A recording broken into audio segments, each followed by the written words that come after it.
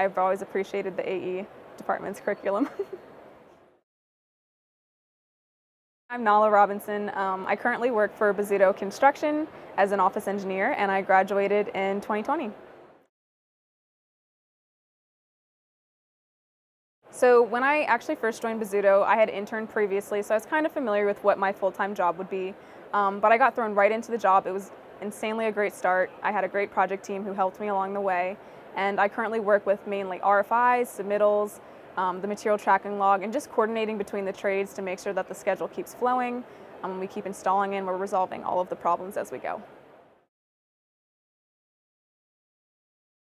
So I've met a few other people in my company who are maybe construction management or civil, and while they're still very well educated, it seems like they don't have all the information that someone from the Penn State AE department has, where they've had to learn a bit more in the field to understand some of the basic systems that I was able to learn in my classes.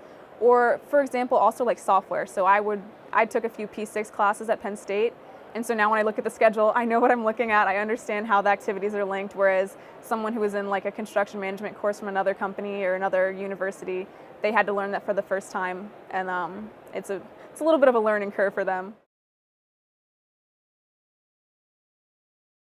So with construction, I guess there are a wide range of things that you can do in the construction industry. I chose the more general route. I chose to work with a general contractor.